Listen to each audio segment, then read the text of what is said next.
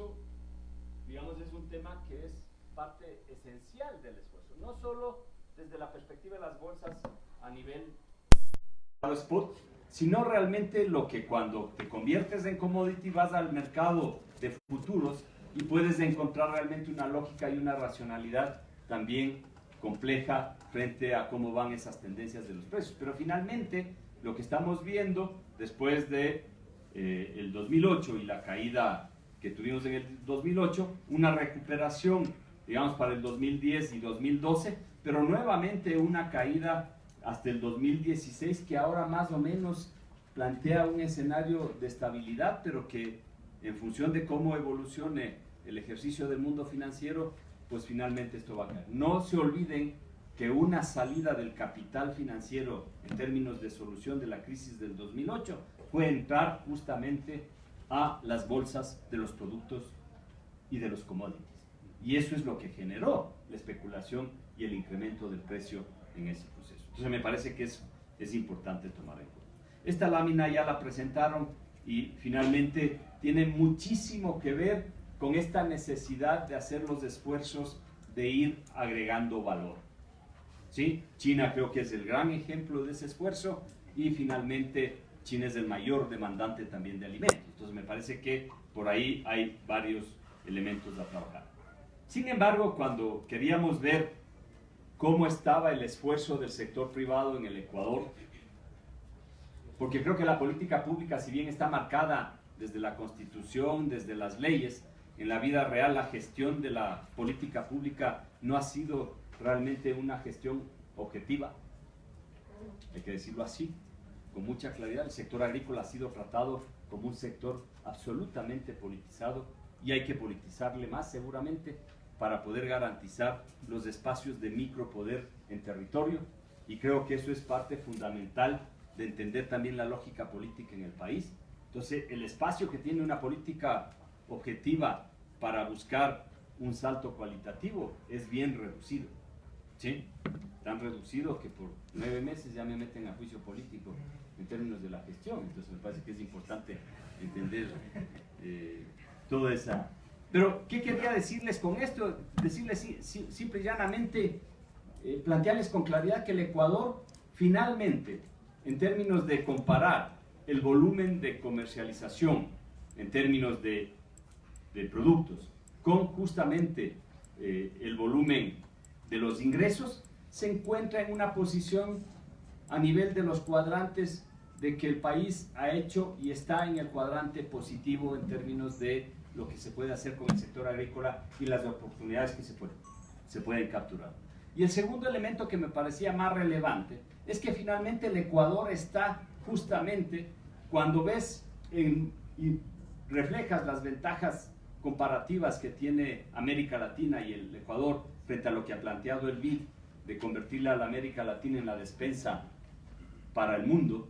Entonces me parece que no se equivoca el BID cuando ve justamente que América Latina tiene y está posicionado en el cuadrante donde el nivel de valor, ¿no es cierto?, de la ventaja comparativa tiene también un esfuerzo importante desde el cambio y el crecimiento de ese valor en términos de posicionamiento. Entonces eso me parece que es fundamental entender, y por eso esta foto de América Latina es clarísima.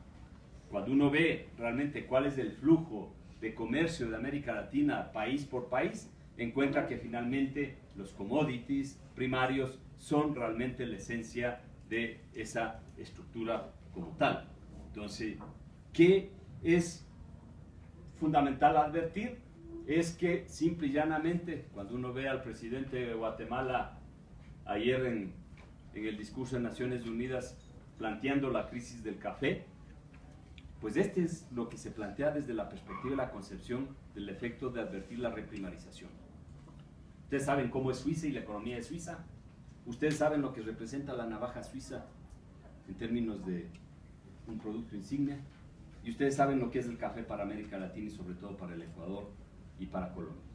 Y ustedes pueden ver ese concepto de los términos de intercambio, entendiendo que en 1980 tú necesitabas más o menos 4.17 kilos para comprarte la navaja, y hoy día necesitas 32.8 kilos para comprarte la misma navaja. Eso es justamente lo que refleja esta relación de términos de intercambios adversos a una especialización primaria frente a los productos que agregan valor y que generan un apoyo de mayores servicios. Y esta es una cosa que es impresionante para entenderlo desde la perspectiva de la coyuntura última. Y solo me voy a poner si lo ven en el cuadro de mi izquierda, derecha suya, en los 2 últimos años. Ese es el precio del cacao, la línea roja, y la línea azul es el precio del chocolate en la misma Europa. ¿Sí?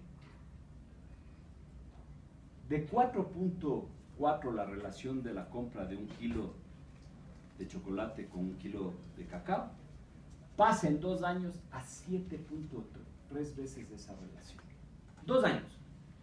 Casi se ha duplicado la capacidad de perder justamente el valor en términos de la formación de precios de los commodities agrícolas versus los industrializados. Entonces me parece que eso requiere un esfuerzo relevante. Y finalmente voy a ponerles, arrancando con el cacao, ¿sí?, 3 ejemplos de la economía doméstica ecuatoriana que definen con claridad algo que tenemos que poner en discusión frente al tema del rentismo del sector privado, y es el tema de los márgenes. Y la única manera de entender el tema de los márgenes desde el ejercicio microeconómico es irnos a conformar los precios desde su costo de producción y desde las diferentes posiciones comerciales, desde el productor hasta el consumidor final.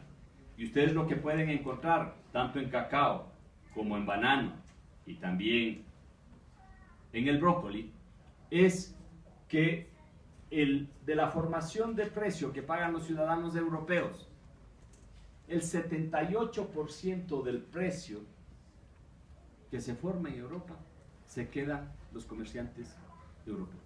Apenas el 22% llega a América Latina, pasando por Panamá, quedándose una parte de ese 22% en los exportadores con el offshore, y finalmente al productor le llegan los márgenes más pequeños.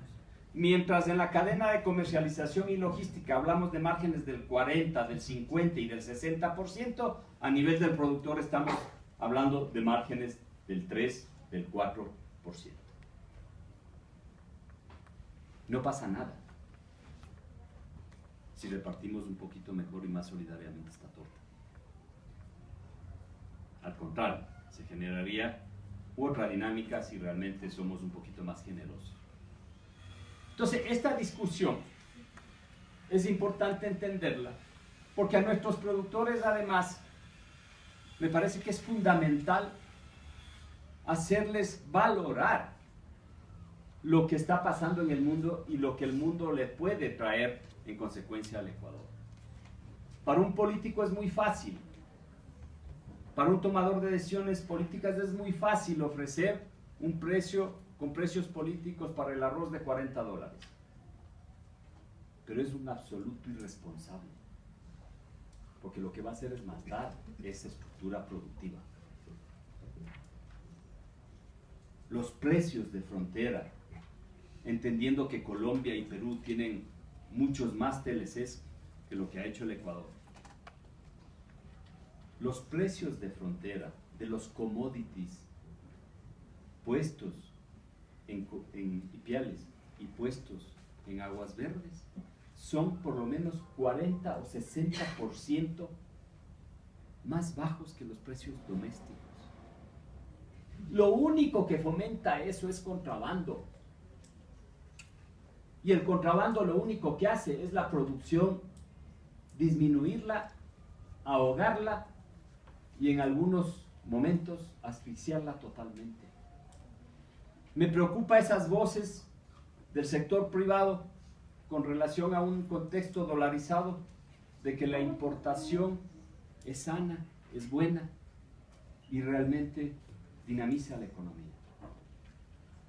Si uno es un tomador de decisiones pensando en los consumidores, diría, compremos arroz a $19 y pongamos a la gente el arroz a $22.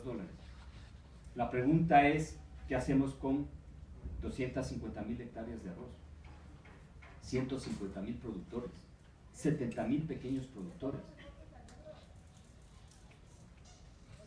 Esa es la pregunta, y eso hay que responder. Entonces me parece que es importante que ustedes valoren realmente lo que implica este desafío. Lo mismo pasa en el maíz. En el arroz la brecha es de 60%, en el maíz es del 40%, y desde esta perspectiva me parece entonces que en una economía dolarizada tienes tres ejes y no hay más en los que tienes que trabajar desde la política. Uno es cómo reduces los costos de producción, y ahí es importantísimo el ejercicio de la asociatividad. Entonces me parece que es fundamental entender esto. La economía dolarizada te trae estructuras de costos altas y eso te hace que no puedas realmente competir. Pero me parece que más allá de eso, la idea es cómo garantizamos reducir los costos. Segundo, cómo logramos incrementar la producción. El problema del arroz no es el precio. El problema del arroz en el Ecuador es que tenemos una productividad muy baja, la más baja de América Latina. Entonces, me parece que ahí hay un trabajo serio. Eso no se resuelve con decretos, eso no se resuelve con leyes, eso se resuelve trabajando con la gente. Y finalmente, me parece que en un contexto dolarizado, el tema de la política de control de frontera es clave. Sí veo con la misma preocupación que ve Pavel el desmantelamiento de la institucionalidad para el ejercicio del control aduanero y sobre todo con la articulación con el SRI. En la frontera con Perú se crean empresas, RUCs, que duran 2 días. Más se demoran en crear, hacer la operación del contrabando y desmantelar el RUC. Pero mientras la brecha sea $14 por quintal, eso pasa, como les decía a los aduaneros, 40.000 toneladas de arroz no entran en un tubo de escape. Alguien se hizo el de la vista gorda, o el policía aduanero, o el militar, o el policía, o los funcionarios. No hay vueltas, no nos engañemos. ¿Sí? Entonces me parece que es importante entonces garantizar que tenemos que transparentar la política con relación a la formación de los precios. Y desde esa perspectiva se requiere precios objetivos que vayan graduando el escenario de la adaptación que deben tener nuestros pequeños productores para poder con esa misma actividad. Por eso se crearon las franjas de precios, para garantizar un precio mínimo que le dé rentabilidad y dignidad al productor y justamente para frenar la especulación de los comerciantes que seguramente querían un maíz de $24, con lo cual matabas a la industria avícola pequeña en el país frente a una producción que además no es suficiente en el país y que requieres importar. Entonces, inclusive, el manejo de las importaciones tiene que ser absolutamente inteligente. Desde esa perspectiva me parece que estos son los componentes de cómo aterrizamos lo que está pasando en el mundo a la frontera y finalmente a una economía agrícola doméstica en territorio, sobre todo pensando en los pequeños productores. Gracias.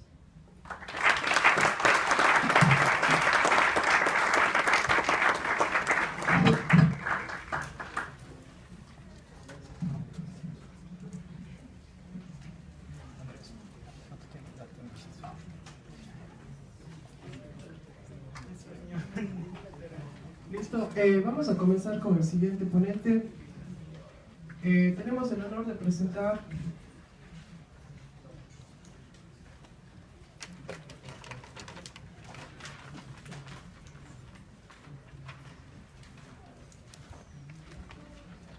al doctor Andrés Mideros. El doctor Andrés Mideros fue exsecretario nacional de Planificación y Desarrollo, fue exsecretario técnico del Comité Interinstitucional para la Erradicación de la Pobreza y docente de la Facultad de la Economía de la presente universidad. Además, él Distinguido Andrés Mideros es doctor PhD por la Universidad de Maastricht, sí, y es economista de la Universidad Pontificia Católica del Ecuador. Fue maestro en Economía de Desarrollo por la FLACS Ecuador, máster en Open Science de Políticas Públicas por la Universidad de Maastricht y la Universidad de las Naciones Unidas. Fue también investigador en protección social, pobreza y desigualdad, economía del desarrollo y economía pública, y ha sido funcionario de las Naciones Unidas y de organizaciones no gubernamentales. Como se estableció también, se destacó como secretario técnico para la erradicación de la pobreza, fue viceministro del Ministerio Coordinador de Desarrollo Social, secretario nacional de Planificación y Desarrollo y secretario general de la Presidencia, y actualmente es profesor de Desarrollo Económico y Planificación en la Facultad de Economía de la presente universidad. Con un fuerte aplauso damos paso a esta ponencia.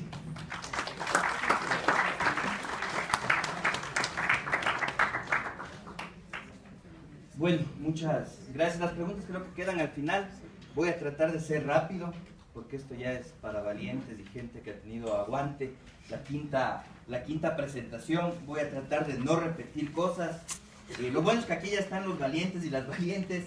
Lo bueno también es que puedo atreverme a tratar de ofrecer un aire de ir concluyendo algunas cosas sobre todo lo que se ha dicho. Quiero ir rápido también, porque lo que se me había pedido era la evolución de la pobreza y la desigualdad en el contexto global. Hay de eso, pero sí tenía al final, y quiero llegar a esa parte, también poder hacer una reflexión para el caso particular del Ecuador, que nos permite tomar el aire del debate y de la conversación que se va dando. Es claro que si hablamos de comercio, que si hablamos de institucionalidad, que si hablamos de los cambios políticos y las relaciones de poder a nivel global, regional y nacional, que si hablamos del tema agrícola, finalmente todos estos son determinantes, y por eso digo que esta presentación puede ayudarnos a motivar unas reflexiones para concluir. Está hablando finalmente cuáles son los patrones y los modos de desarrollo, y dentro de eso en unas variables fundamentales que son las de pobreza y desigualdad. Creo que aquí hay dos dicotomías claves. La una es que en el mundo, en la región, en el país, podemos encontrar dos agendas que van en paralelo. La una, a la cual le damos bombos y platillos, y que es buena, y que es bonita, y que nos agrada, las agendas de desarrollo, llámense a nivel global la Agenda 2030 de los Objetivos de Desarrollo Sostenible. Pero la otra agenda que siempre está ahí, una agenda un poco más oculta, es una agenda de empresas transnacionales, que a través de lobbyistas tienen influencia directa en gobiernos, tienen influencia directa en lo que son organizaciones regionales y en el multilateralismo, en donde se va también influenciando que más allá de las agendas que podemos tener, hay unos intereses reales y concretos que actúan en las sombras.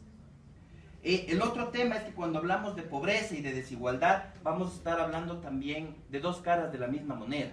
Muy difícil entender la pobreza sino como una condición extrema de desigualdades, que es la que yo propongo, porque finalmente refleja eso. Hay visiones de pobreza en términos absolutos que dicen la pobreza es el mínimo para poder consumir 2000 calorías de alimentos al día, y después de eso ya un centavito más y ya la persona no es pobre. Eso desconoce, creo yo, lo que es la estructura social misma que se va generando, y por ende para mí la pobreza tiene que verse también desde la desigualdad que se va generando. Quiero avanzar esto rápido, pero ir estableciendo entonces algunas cosas desde lo que sería el desarrollo y los objetivos de desarrollo, lo que es la pobreza y la desigualdad, y cómo esto vienen a ser resultados de todo lo que ya se dijo anteriormente en este mismo panel. Y esto es clave, y yo siempre regreso hasta el origen, hasta quien le dicen que es ser el padre de la economía, Adam Smith, aunque en Aristóteles podemos encontrar cosas interesantes también, y señalar que además de la mano invisible y muchas cosas que Smith podía decir, también planteaba con mucha claridad que no podemos hablar de sociedades prósperas y felices si gran parte de la población es pobre y miserable. Y eso es porque la economía nace finalmente como una ciencia moral de la filosofía de la moral con Smith, para entender el comportamiento humano, y después de eso nos vamos perdiendo en la historia, pero ahora estamos volviendo, gracias a la psicología, a retomar un rumbo que yo creo es mucho más sincero y real de la economía. Y Amartya Sen, que de alguna forma viene a dar dentro de la corriente principal de la economía del desarrollo, la visión que ahorita se ha aceptado, que se acepten las agendas globales de desarrollo, que es la del desarrollo humano, pero que parte del enfoque de capacidades. En paralelo tenemos teorías alternativas del desarrollo en el mismo Martínez Dalier, que hace la semana pasada en Europa estaba diciendo que los desarrollos sostenibles no es más que un engaño más, que plantean desde el ecologismo político otras alternativas. La misma idea del buen vivir se convierte en una alternativa al desarrollo, pero en las teorías del desarrollo, digamos, dentro de la corriente principal, sin ninguna duda es Amartya Sen, con el enfoque de capacidades que motiva el enfoque de desarrollo humano y que motiva las agendas globales de desarrollo. Pero saber que siempre hay otras alternativas de discusión. Y que nos atreva a plantearnos entonces el desarrollo como la generación de libertades para que en igualdad de oportunidades todos y todas podamos alcanzar la vida que deseamos. Y ahí ya se decía algo con absoluta claridad en términos de lo que es la justicia. Ahorita, este es el ejemplo que aquí hay algunos estudiantes míos que siempre uso. En este segundo acaba de nacer una niña en Guamote, indígena, y acaba de nacer un niño aquí cerquita en la González Suárez. Y de entrada ya sabemos que esa niña la va a tener mucho más difícil que ese niño para poder alcanzar el proyecto de vida que desea.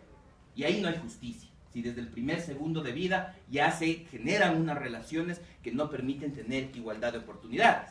Y también podemos decir, pero hay que generar las condiciones para que su esfuerzo, esa niña indígena que acaba de nacer en Guamote, pueda alcanzar la vida que ella desea.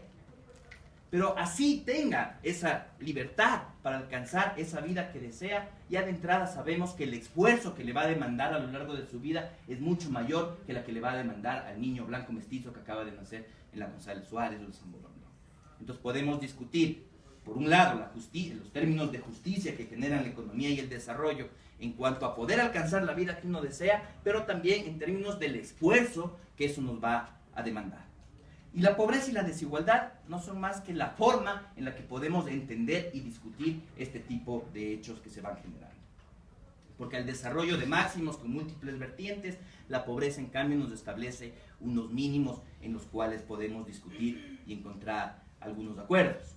Con dos causas que son absolutamente claras. Por un lado, la exclusión social, que son temas de violencia.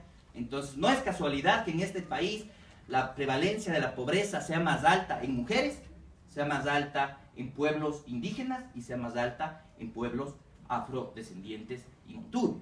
No es casualidad, es producto del machismo y del racismo. Y hay que decirlo, creo yo, con todas sus letras, porque esas son las variables de exclusión social, de violencia y de discriminación que generan empobrecimiento y reproducen las pobrezas.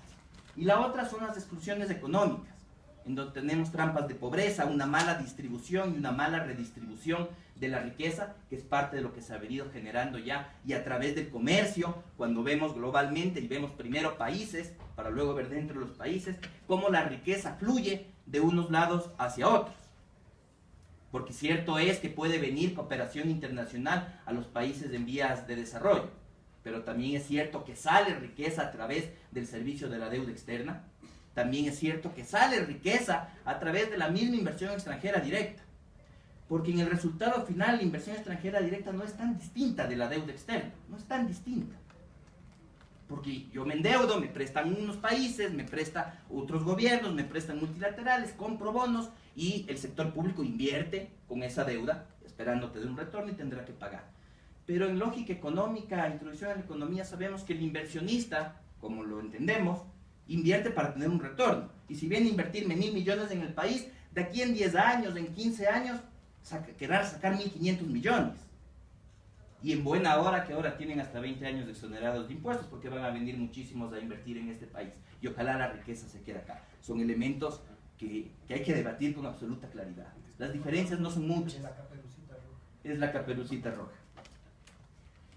Y en términos de pobreza, un concepto que me gusta usar para poder entrar a analizar la política pública y todas estas repercusiones, es entender en términos de gobernanza la problemática de la pobreza y de la desigualdad. Porque detrás de esto hay valores, hay normas, hay procesos y hay instituciones, primerito para definir qué es pobreza. Porque una cosa es decir, pobreza es tener menos de $2 al día, y otra cosa es decir, pobreza es estar privado del ejercicio libre de los derechos. Son dos cosas absolutamente distintas. Después, establecer metas de a dónde se quiere llegar. Entonces, los objetivos de desarrollo del milenio nos decían bajar a la mitad la pobreza por ingresos. ahora los ODS nos dicen erradicar la pobreza en todas sus formas, en todos lados, ya es un avance. Pero también seleccionar acciones irresponsables. Porque una cosa es decir, la pobreza es fruto de la vaguería que tiene la gente y no quiere trabajar, y otra cosa es decir, la pobreza es fruto de relaciones estructurales que limitan las oportunidades de las personas, y entonces como sociedad debemos hacer algo, y entonces el Estado como representante de esa sociedad debe hacer algo. Y evidentemente, ¿de dónde sale la plata para hacerlo? Entrando con eso, algunos elementos que creo que son importantes para tratar de salvar un poco cómo pensamos los economistas, es que si bien es cierto, medimos y todos apenas escuchamos el indicador de pobreza subió o bajó, estamos pensando en términos de ingreso, decir que eso es una muestra simplemente de la limitación del método, porque lo que buscamos siempre ha sido términos de bienestar desde la economía y cómo mejorar el bienestar de la gente. Ese bienestar a través de una función de utilidad.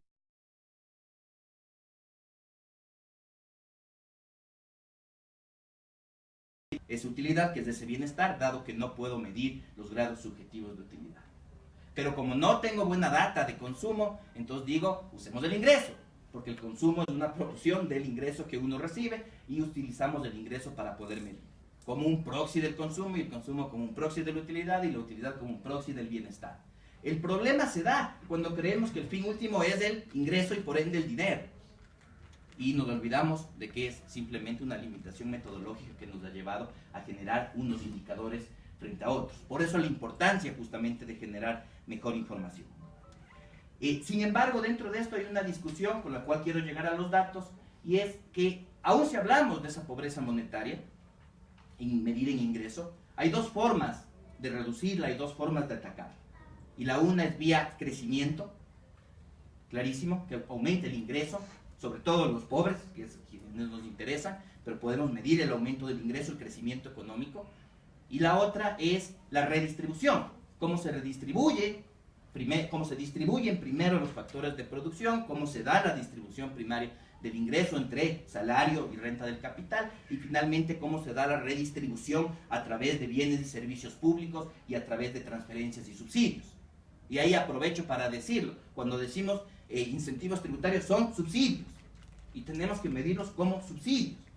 Entonces, si en este momento acabamos de, por un lado, reducir en teoría el subsidio a la gasolina super y se espera generar un ahorro de 100 millones, en la proforma del próximo año, que la Comisión de Pavel tendrá que analizar, hay que ver el anexo en donde nos pongan el gasto tributario, es decir, el sacrificio tributario por las nuevas inversiones que supuestamente van a venir, porque hasta la fecha no se ha visto ningún cálculo de cuántos son los impuestos que vamos a dejar de cobrar por 8, 10 o hasta 20 años. Entonces habrá que ver la cuantificación de ese gasto tributario finalmente, porque esos son unos subsidios. Y aquí tomo de Bourguignon, quien haciendo un análisis empírico bastante importante sobre las políticas efectivas para reducir la pobreza entre crecimiento y redistribución, nos plantea cómo escoger la mejor combinación. Dice, las dos son importantes, pero unas son más importantes en unos casos que otros. Y la primera conclusión que él saca es que la redistribución es más importante en países de ingreso medio y de mayor desigualdad económica. América Latina es ese caso. Para reducir la pobreza en América Latina hay que priorizar políticas de redistribución. Lo que no quiere decir es olvidarse del crecimiento, sino priorizar, darle énfasis. Mientras que en países de bajo ingreso y mayor igualdad, pero la igualdad en la pobreza tampoco es deseable, pero de menor ingreso y mayor igualdad, en cambio sí hay que fomentar con mayor fuerza políticas de crecimiento económico. Entendamos África, entendamos el sudeste asiático. Y dice que además la redistribución genera un doble dividendo, porque la redistribución baja la pobreza hoy, pero además acelera la capacidad de reducción de la pobreza que se tiene en el futuro. Pues hay otros enfoques que voy a pasar rápido en cuanto a necesidades básicas, en cuanto a capacidades, que es lo que nos propone Amartya Sen y Martha Nussbaum, y paso rápido para llegar a los datos, solo dejando la idea de que, por un lado, tenemos entonces cómo analizar pobreza y desigualdad en términos monetarios, pero sí tenemos un instrumental, unos métodos y unas teorías para poder ver elementos estructurales de la pobreza desde otros enfoques, derechos inclusive. Nivel global, y esta es la reducción de la pobreza que se ha tenido. Estos son datos igual del Banco Mundial, como decía el Pedro, de lo que nos había pedido a nivel global, y siguiéndole lo que el Pedro dice, pongamos data de gente seria para que nadie dude. Entonces esto es el Banco Mundial, gente seria, vayan a dudar de los procesamientos propios que podemos hacer, que sí tenemos. Pero para el fin creo que vale la pena ver cómo hay unas tendencias de reducción de la pobreza que son importantes, o sea, es indudable. Luego vamos a ver la otra cara de la moneda. Aquí podemos ver el número de pobres, quienes viven con menos de $1.90, es metodología del Banco Mundial, cómo se ha ido reduciendo, pero que todavía estamos hablando de cerca de 800 millones de pobres en el mundo, cerca de 800 millones de personas que tienen menos de $1.95 al día para comer. Y en el caso ecuatoriano son 3.600.000 personas, 3.600.000 ecuatorianos y ecuatorianas quienes tienen un ingreso inferior a los $2.45, que es nuestra línea de pobreza. Menos de $2.45. O sea, es importante tomar conciencia de qué hablamos cuando hablamos en términos de pobreza y de desigualdad. ¿En dónde se concentra esta población? Tenemos el África subsahariana, tenemos América Latina, es del 4,4%, tenemos el sudeste asiático también, en donde se concentra la pobreza. Y en el cuadro de la derecha podemos ver en cambio que se concentra sobre todo, las presentaciones entiendo luego van a estar públicas a través del Facebook o de algún otro instrumento que tenemos, pero la idea central aquí es que se concentra sobre todo en zonas rurales, y ahí está la importancia de los términos de intercambio y todo lo que Rubén conversaba, que se concentra en adultos, entre los adultos, en aquellos adultos que trabajan en actividades agrícolas, y que se concentra en niños y niñas. Es donde se concentra la pobreza, donde mucho más duele. Y hay que entender también que en términos de pobreza, si es que esta se concentra en los niños y las niñas que están naciendo en este momento, siempre para referencia tengamos claro que en el Ecuador nacen alrededor de 300.000 guaguas cada año. Entonces, si la mayor parte de ellos son pobres, difícil la tenemos en un proceso sostenido de equidad y de desarrollo. Esto en términos de años va similar. Entrando a la desigualdad, aquí una primera idea que quiero dejarles. Esta es la evolución hasta el año 2013, me quedo acá. La mayor parte de la desigualdad, del Gini global, de los índices de desigualdad globales, se concentra en la desigualdad entre países. Luego viene la desigualdad dentro de cada uno de los países. Pero, de acuerdo a datos del Banco Mundial, el 65% al 2013 de la desigualdad global se explica por desigualdad entre los países. Y ahí están los términos de intercambio, ahí está el comercio, ahí está el financiamiento, ahí están los flujos financieros, cómo se generan, que es todo lo que se ha discutido anteriormente. En ese 65% de la desigualdad. Entonces, si queremos efectivamente reducir pobreza y desigualdad, tenemos que atacar también a qué está pasando dentro de ese 65% de la desigualdad entre países. Parte de esa discusión tal vez quiere decir levantar con mucha fuerza la bandera del ODS 17, que habla del financiamiento y de la cooperación y de las alianzas, que es un bonito discurso, pero que hay que llevarlo a la práctica cuando vemos todavía el uso de paraísos fiscales, cuando vemos todavía los términos en los que se da el endeudamiento, cuando vemos todavía las negociaciones que se hace con la banca multilateral de desarrollo para poder tener financiamiento. Y el otro 35% en lo interno de los países, que podemos ver aquí también. Lo anterior era del Banco Mundial, este en cambio es justamente del grupo en el que trabaja Thomas Piketty, recogiendo informaciones sobre la desigualdad a nivel global. Esto es del informe sobre la desigualdad global del año 2018, y aquí podemos ver el porcentaje de los ingresos que concentra el 10% más rico de la población, y cómo en Europa ese 10% concentra el 37%, y tenemos países como Oriente Medio, en que India y Brasil, África subsahariana, en lo cual tenemos que se concentra, el 10% concentra más del 50% de la riqueza de cada uno de los países. Podemos ver también cómo evoluciona esa participación del 10% entre el año 1980 y 2016, y tenemos claras tendencias al alza, es decir, cada vez mayor concentración de la riqueza. Esta gráfica también la mostró el Pedro, dice el informe, es la curva de tipo elefante, supongo que por la trompa del elefante, que tiene la desigualdad en el mundo. Aquí lo que vemos es el crecimiento el crecimiento que ha tenido el ingreso entre 1980 y 2016 para cada uno de los percentiles de la población. A la izquierda, los más pobres; a la derecha, los más ricos. Y sí, vemos que en la parte de hasta el 40% hay un crecimiento. Esto es sobre todo gracias a China e India. Después está esta parte abajo y lo que vemos es un crecimiento exponencial, sobre todo pro rico. Mientras más rico eres, más creció tu ingreso. De hecho, aquí vemos que el 1% de mayores ingresos percibió el 27% del crecimiento total. El 1% percibió el 27%. El de acá, claro. Sí, pero dentro del 1%, el 27%. El 1 por mil mucho más. De ese 27% será cerca del 80%. Así es. Mientras que el 50%, la mitad de menores ingresos, percibió cerca del 13% también. Apenas cerca del 13%. Vemos cómo aumenta la acumulación que tiene el 1% de mayores ingresos a nivel global.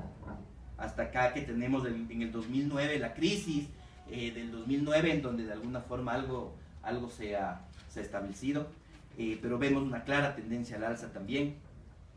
Vemos el incremento, y esta lámina es un cambio de idea. Vemos el incremento aquí en las líneas que están hacia arriba, es el incremento de la riqueza privada, y en las líneas que están abajo, y con pendiente negativa decreciendo, es la riqueza pública.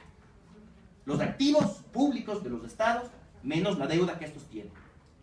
Entonces vemos que mientras la acumulación de riqueza se va aumentando, aquí lo que tienes también es una transferencia de propiedad, desde la propiedad pública hacia la privada. Entonces aquí tienes privatización de sectores estratégicos, por poner un ejemplo. Esas propiedades públicas, y en China podemos ver sobre todo que el porcentaje de propiedad pública ha pasado drásticamente hacia lo privado. Sigue siendo mayoritaria la pública, pero ha pasado drásticamente hacia lo privado, y eso permite que sea el privado el que pueda adquirir esos activos, esa propiedad, quien termina beneficiándose de la riqueza que estas mismas generan. Y ahí podemos regresar la vuelta a Rousseau en el origen de la desigualdad entre las personas, voy a decir actualizando el lenguaje inclusivo hoy por hoy, que justamente se da por la apropiación originaria que uno puede tener sobre sus activos. Entonces tenemos, y ahí vienen las agendas también, y porque detrás de eso viene la llamada agenda neoliberal, en el sentido de decir, ¿sabe qué? Privatice bajo el argumento de la eficiencia, pero la privatización bajo el argumento de la eficiencia, la propiedad pública que pueden tener determinados sectores. Estas son las proyecciones que hace el grupo de investigación de Piketty hacia el año 2050, y lo interesante es sobre todo la línea azul. Las otras son clarísimas, el 1%, el 0,1% y el 0,01% más alto, todos al alza, pero lo que ellos proyectan es, dado el patrón actual de cómo están las cosas, porque esa es la realidad se puede cambiar, sin duda, lo que se reduce es la clase media global. Y nuevamente, si reducimos la clase media global, lo que estamos haciendo es reducir también la capacidad de consumo que tiene una sociedad para poder sostener el dinamismo económico. Entonces, vendrán algunas cosas. Algunas conclusiones al entorno global. La pobreza sí se reduce, pero con menor velocidad a partir del año 2015. De hecho, desde el 2009 y 2015. 2009 fue una crisis más global, 2015 un poco más focalizada. La desigualdad sigue en aumento dentro de un proceso de acumulación de riqueza. ¿Qué hacer? Creo yo, en el marco del ODS 17, controlar el flujo de recursos por comercio, por deuda, por dividendos de la inversión extranjera directa, por paraísos fiscales, para evitar la transferencia de recursos de países pobres hacia los ricos. Hay que controlar la parte de la desigualdad global que se explica por desigualdad entre países. Es necesario combatir paraísos fiscales porque ahí se evade y se elude los impuestos. Hay que pensar la cooperación internacional y la banca multilateral para garantizar las inversiones necesarias que se deben sostener. Algunas recomendaciones adicionales sin duda vienen por la igualdad de oportunidades, los temas de educación, de empleo adecuado, los mecanismos de protección social, y que los estados deben actuar. Eso es absolutamente claro dentro de esto. Los estados deben actuar para poder corregir las desigualdades sociales que existen. Como institución social, el Estado es superior al individuo. Por eso el individuo se asocia en un Estado. Volvemos al libro primero de Aristóteles en la política. Por eso se agrupa la sociedad, porque el Estado es superior y finalmente, en términos modernos, diremos la acción colectiva es superior a la acción individual para poder garantizar riqueza y bienestar. paso rápido al contexto ecuatoriano, todavía creo que tengo unos pocos minutos. Y aquí tenemos desde el año de 1927 hasta la actualidad lo que es el PIB per cápita. No hay indicadores sociales del año 27, 28, 29. Al Pedro le estoy proponiendo hacer una arqueología de datos desde el instituto para tratar de tener un análisis bastante de más larga data. Pero aquí tenemos desde que se creó el Banco Central en el 27. Reclutamos. Y estamos reclutando gente. ¿Sí? Desde el 27 hasta la actualidad. Y vemos cómo ha sido la evolución del PIB per cápita. Antes del 27 lo que tuvimos fue el tema del cacao, sobre todo. Y sabemos que las rentas del cacao, también las élites, se las gastaron en su momento histórico en consumos suntuarios. Pero lo que tenemos es el periodo del 50, donde hay algo de crecimiento con el banano. Tenemos los años 60 y 70 del desarrollismo económico y del primer boom petrolero, de la producción petrolera, que explica este salto de nivel en el crecimiento económico. Tenemos los 20 años del modelo empresarial, las décadas perdidas que tuvimos de los 80s y los 90s, o sea, los datos son irrefutables en el sentido de que en esas 2 décadas no pasó absolutamente nada. Es más, el PIB per cápita del 81 era de $3.100 por persona en el país al año. El PIB per cápita del 2004 era el mismo. Y después tenemos, pasado el 2004, un periodo en que empezamos a tener un crecimiento importante, llevado en gran medida por una fuerte inversión pública, gracias sí a un segundo boom del petróleo en términos de precios del petróleo, pero sin duda basado en acciones políticas y voluntades políticas muy claras. Yo siempre destacaré la renegociación de los contratos petroleros, porque si no ese precio alto del petróleo se iba a ir a manos privadas y punto. Entonces ese acto en sí mismo ya permitió que el Estado tenga sus recursos y hubo una voluntad de invertirlos en lugar de ponerlos a la obra. Y yo hago un corte aquí en el 2014, en donde una crisis económica que afecta al país ya nos plantea un periodo de ciertas restricciones y ajustes que se han venido dando. Esta es la reducción de la pobreza por ingreso en el Ecuador, que cae del 58% en el 2001 al 21% en el 2017. Aquí falta poder reconstruir hacia atrás, no hay mucha data, pero estamos en eso. Pero lo que sí sabemos por la pobreza de consumo es que el valor del 35-36% es el que se tenía en el año de 1995. Y que evidentemente esta reducción del 2001 hasta cerca del 2005, lo que corresponde es regresar al periodo anterior. En el 2001 estábamos enfermos. Y si me veo cómo estoy un año después de haber estado enfermo, voy a estar mejor. Pero lo que no sé es cómo estaba antes de haberme enfermado cuando todavía era sano. Entonces lo que tenemos es un periodo de regreso a la situación anterior y después sí un periodo de reducción sostenida de la pobreza. Las 2 líneas, aquí tienes como el PIB per cápita, entonces vemos que el crecimiento efectivamente redujo la pobreza en el periodo 2007-2014, que cuando se frena el crecimiento se estanca también la reducción de la pobreza. Podemos ver que en el año 2007-2014 el crecimiento fue absolutamente pro-pobre, que el 2% más pobre de la población creció entre el 2007 y el 2014 en un 21%, mientras que el 2% más rico creció también, pero en un 2%. Entonces tuviste un periodo importante de crecimiento pro-pobre que explica parte de la reducción de la pobreza. Pero tienes también estos saltos en redistribución aproximado por la medición de lo que es la totalidad del gasto social, la inversión social, pero también el sostenimiento de los servicios a través de gasto corriente. Y cómo este salto en el gasto social efectivamente explica también otra parte de la reducción de la pobreza. Y vemos lo mismo, que en el momento, 2013 a 2014, en que se reduce el gasto social, nuevamente tiene una correlación, no una causalidad, pero una correlación con el estancamiento de la reducción de la pobreza. Esto me voy a pasar para ver el tema de la desigualdad también. El Ecuador, más allá de cualquier duda, tiene una reducción importante de la desigualdad, sobre todo en los años 2010 y 2011, que corresponden con el gran aumento de la inversión social que se da en el año 2008 y 2009, y después más bien un estancamiento, digamos, en una nueva situación. Quiero pasar a la pobreza multidimensional en el Ecuador, en donde tenemos unas conclusiones interesantes, porque el tema de la pobreza por ingreso, anticipando las conclusiones, son el periodo 2007-2014, es sin lugar a duda el periodo de reducción sostenida de la pobreza y de la desigualdad en el Ecuador, 2007-2014. Pero en el momento en el Ecuador entra en una crisis económica, desde finales del año 2015, se estanca la reducción de la pobreza por ingresos, se estanca la reducción de la desigualdad también. Es decir, del 2007 al 2014 saltamos a un nuevo estadio de desarrollo, a un nuevo nivel, y desde el 2014, desde el 2015, mejor dicho, en adelante, se viene de alguna forma gestionando esa nueva realidad, y ahorita con unos cambios y unas transformaciones que son evidentes para todos. Lo que es interesante ver es que en términos de la pobreza multidimensional, en cambio, cuando se da ese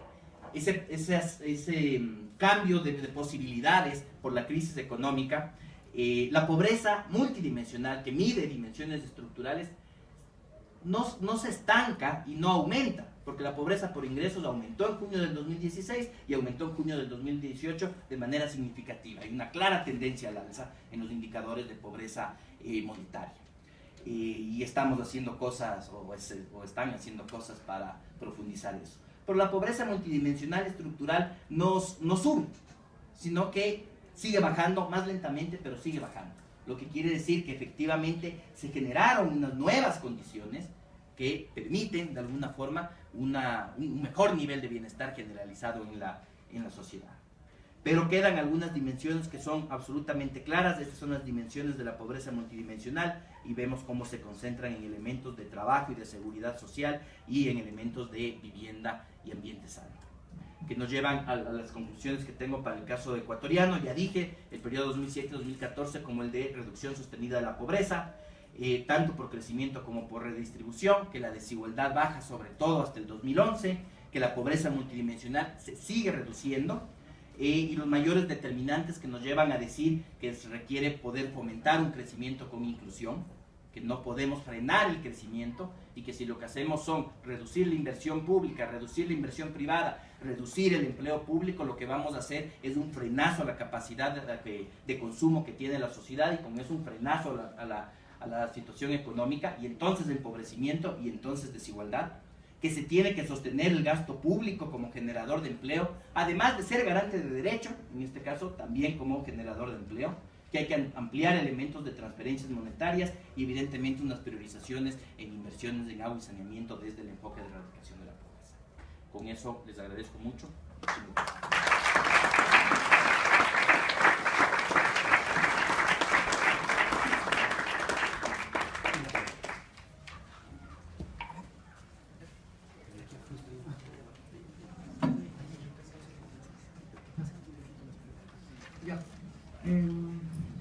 No sé si nos acompañan los ponentes, por favor, al podio.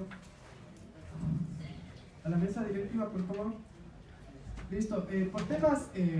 Por temas académicos, el ponente Hermán Flores se tuvo que retirar en este momento. Ahora vamos a dar paso al ciclo de preguntas, ¿sí? También recordarles a los participantes que las mesas de trabajo están habilitadas a las 2:15 de la tarde. Justamente en las agendas de los horarios se van a realizar en la Torre 2, en el tercer piso, en la Facultad de Economía. Entonces se les invita a participar de las mesas de trabajo. Hay 5 temáticas diferentes en las cuales van a estar un ponente por mesa, va a haber un cofacilitador, y justamente se va a hacer la sistematización de los temas generales. Por otro lado, los certificados se van a entregar al finalizar la charla magistral a las 5 de la tarde. Igual el control de asistencia se va a hacer en las mesas de trabajo, en la entrada y en la salida. Y después de este ciclo de preguntas, les invitamos al coffee break. Bueno, vamos a dar paso a una ronda de preguntas. Las personas que quieran, por favor, hacer una pregunta, si fueran tan gentiles, de pararse, ¿sí? Y hacer la pregunta, poder venir acá al podio para que puedan escuchar las demás personas, ¿sí? En orden. La compañera, después el compañero, pónganse en fila, por favor. 3 preguntitas nomás. 3 preguntas cortas. Una persona más que quiera realizar una pregunta puntual, acá, por favor. Otra persona más y ya cerramos el podio. Listo. Entonces, la pregunta, por favor, se les recomienda que sean puntuales, ¿sí? Puesto que por temas de tiempo no podemos alargarnos mucho. ¿Ya? Por favor, continúe. ¿A quién va dirigida y la temática? Buenas tardes con todos. Mi pregunta va dirigida a Pavel Muñoz porque su puso mal. También habemos estudiantes de sociología aquí en el foro.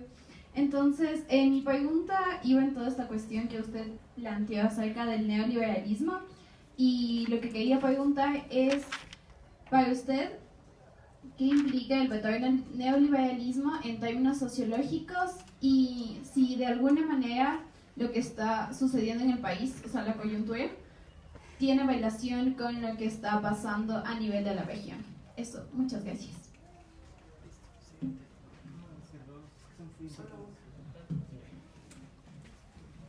Bueno, esta pregunta va dirigida a los primeros expositores, al doctor Pedro Páez y al economista Alexis Urrieta.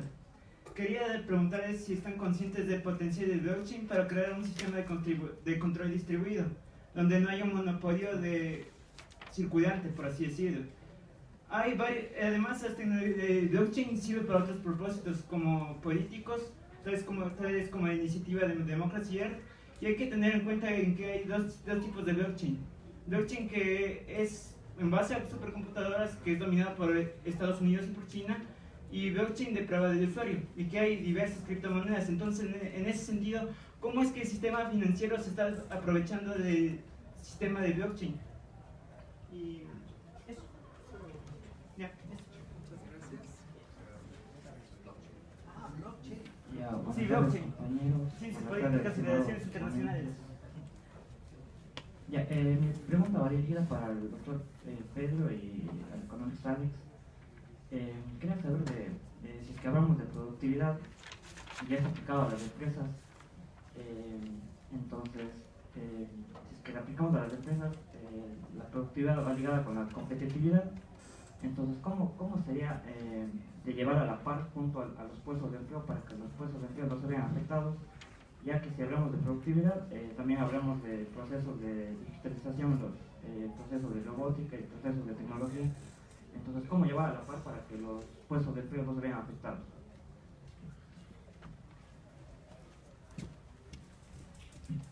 Muy buenas tardes con todos. Mi pregunta va dedicada para el doctor Andrés Mideros. En cuanto a los datos estadísticos que sabe el Banco Mundial en cuanto a la pobreza, ¿cuál es la solución que da este organismo para erradicar la pobreza a nivel mundial? La última pregunta, por favor. Sí, muchas gracias. A mí me gustaría hacer una recomendación en todos esos paneles, porque se hace un análisis de la pobreza y siempre se tiende, en general, aunque hacen un esfuerzo los panelistas en concreto de hacerlo a nivel global, pero se tiende a pensar que es únicamente un problema de América Latina, África o el sudeste asiático, cuando, por ejemplo, existe un tema de pobreza en Europa, por ejemplo, sobre todo en la Europa mediterránea, tomando como ejemplo España, que ahora mismo tiene a 4 millones de personas en alto grado de exclusión, de riesgo de exclusión social, y 13 millones de personas en riesgo de pobreza extrema, en un país donde no es como China, de 1.000 millones de habitantes, sino de 45 millones. Entonces, los efectos del neoliberalismo también afectan a países europeos, y podría ser un ejemplo de cómo esto trasciende los pueblos, no solo por ser pobres, sino simplemente porque el Fondo Monetario Internacional y demás organismos de este estilo les importa muy poco a qué pueblos y países. Sin embargo, ya que no está el economista Rubén Flores, tal vez Pedro o Pavel o cualquiera de los ponentes, hay un tema sobre que él ha tratado del control de las transnacionales en la producción mundial de alimentos, pero hay una que no sé si no lo vi en el cuadro, pero es fundamental analizarla, como es la de Bayer, Monsanto y los transgénicos, en esa captura incluso de terrenos, en lo que es el envenenamiento de las personas, pero también en la destrucción de los suelos. Y en esa misma línea no se ha analizado en este aspecto, también por Bayer, Monsanto, el interés de la apropiación del agua. Muchas gracias. Listo, muchísimas gracias a las personas por sus preguntas puntuales. Ahora damos paso a Andrés Mideros. Si fuera tan gentil, el micrófono para que se escuche. Sí, funciona. Listo. Sí, ¿verdad? Ya. Muchas gracias. La compañera decía como pone el Banco Mundial en términos de reducción de la pobreza. Lo último que el Banco Mundial plantea es el programa de prosperidad compartida del Banco Mundial, que casualmente tiene el mismo nombre que el programa económico del Ministerio de Economía y Finanzas ecuatoriano actualmente, que es la prosperidad compartida. ¿Y qué plantea la prosperidad compartida? Un elemento de crecimiento económico.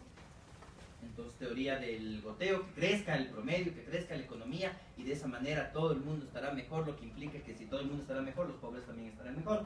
Pero como decía, parte desde una concepción de la pobreza muy en términos absolutos, que todos estén mejor de manera que los pobres puedan superar determinado nivel, pero no tomen en cuenta los términos relativos de la desigualdad, necesariamente. Plantea así en ese programa del Banco Mundial una mejora, un énfasis en una mejora del ingreso del 40% más pobre de la población, al menos son los indicadores en los cuales establece, y apuesta bastante a lo que son transferencias monetarias focalizadas y programas de graduación, es decir, dar transferencias tipo el bono de desarrollo humano hasta que la persona pueda superar un nivel mínimo de ingreso y después de eso decir graduarlo o graduarla de ello para que pueda seguir adelante. A eso viene apostando el Banco Mundial con muchísima fuerza.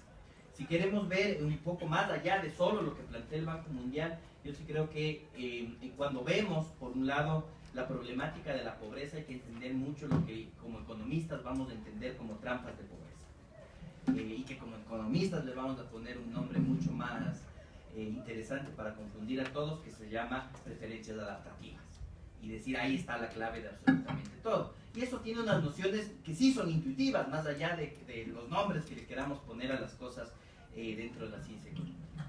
Y es que difícilmente le podemos pedir a una persona que no tiene seguro qué comer, que no tiene un techo seguro donde dormir, que tiene estrés por sobrevivir, que tiene estrés por cómo están sus hijos y sus hijas, que invierta y se convierta en un gran emprendedor. Que eso, en términos económicos, todos sabemos, es tomar situaciones de riesgo. La persona que está sufriendo de pobreza extrema, tiene una situación distinta a la que tenemos los demás. Yo estoy seguro que muchos de aquí pronto se pondrán a genios porque les empieza a dar hambre. Entonces, imagínense tener hambre justamente una semana o múltiples días y tener estrés por la situación familiar, etcétera, etcétera. Entonces, pedirle a una persona que sufre una situación de privaciones grandes, invierta, tome riesgos para que tenga unos retornos mucho más amplios, es una locura. Esta persona en esas situaciones adapta sus decisiones a su situación y va a tomar decisiones de corto plazo con menores retornos en términos económicos para poder sobrevivir. Entonces eso se llama como una trampa de pobreza. Entonces tenemos que poder dar unas condiciones mínimas para que esa persona tenga un nivel de bienestar asegurado y pueda efectivamente poder generar otro tipo de actividades para una salida sostenida de la pobreza. Entonces, dentro de eso hay algunas discusiones. Creo que también hay que poder ver qué significa reducir la pobreza actualmente, en términos de ingresos, en cuanto a aumentar el ingreso de los hogares actuales, de qué manera lo hacemos, y que a la par tenemos que preocuparnos de superar la pobreza intergeneracionalmente, es decir, que los guaguas que acaban de nacer puedan efectivamente tener otro destino, que nacer pobre no significa morir pobre, y ahí hay que hacer unas apuestas muy claras en términos de educación, en términos de desarrollo infantil, en términos de erradicación de la malnutrición. Creo que tenemos que poder lograr esa combinación adecuada, en términos monetarios, entre crecimiento y redistribución, y recordar que la redistribución implica tanto subsidios como transferencias, como la provisión de bienes y servicios, bienes superiores, como se conceptualizaba en algún momento dentro de las mismas centrales, aquellos que garantizan derechos y que permiten igualar oportunidades. Y creo que hay que ver también el otro lado de la pobreza en términos estructurales. Y en términos estructurales quiere decir poder tener unos mínimos de bienes básicos o de unas capacidades necesarias para poder superar la pobreza en forma adecuada. Lo que es clave en todo esto es que se necesita una corresponsabilidad. Si no queremos entrar siendo drásticos en cuanto a cambiar unas estructuras sociales y económicas que se debería, pero si no queremos entrar por ahí, lo mínimo que debemos tener es un tema de inclusión económica y un sistema económico que realmente incluya a todos y a todas. Un sistema económico, social y solidario con énfasis en el fortalecimiento de de lo que es la solidaridad y la democracia como modo económico, que es la economía solidaria, digamos. Y la apuesta, retomar la apuesta que está perdida, está absolutamente olvidada, de transformar las economías populares hacia economías solidarias. Uno, creo que tenemos que ver también entre que el Estado tiene un rol importante y que no podemos decir en un país en situación de pobreza vamos a reducir el gasto social y vamos a sacar a 50.000 personas al año del empleo público. No podemos decir eso si queremos reducir la pobreza. Sabemos lo que se viene detrás de eso, simplemente empobrecimiento, desempleo y desigualdad.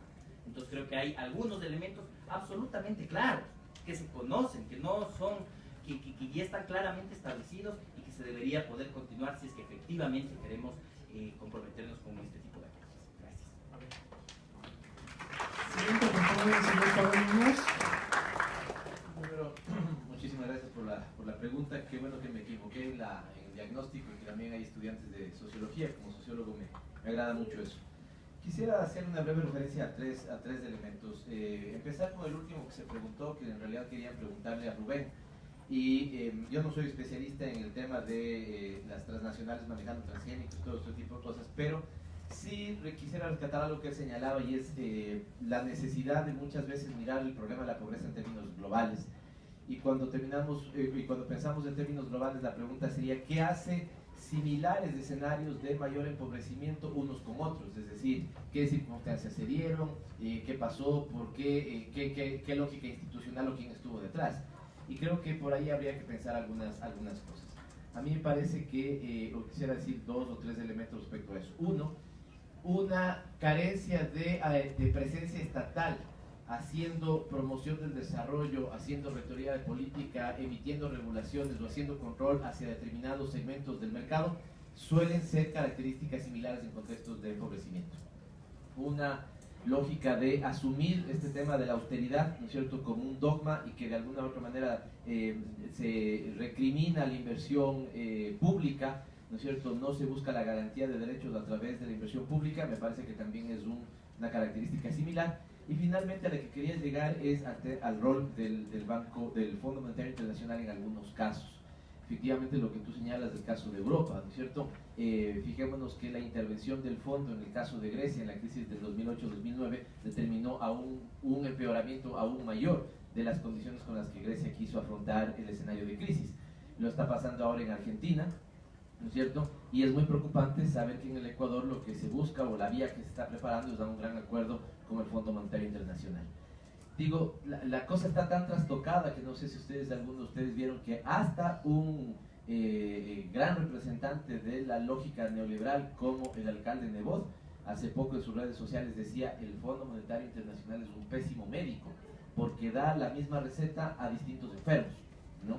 Entonces, de alguna u otra manera, veamos que sí, yo coincido con señalar este tema del rol global. Lo segundo, gracias por la pregunta sobre el tema de la implicación regional, porque claro, entre lo apretado del tiempo, no pude señalar algunas cosas que estaban previstas en la propia presentación del foro. Y es el tema de la reconstrucción conservadora y cómo la reconstrucción conservadora se ha dado en términos regionales.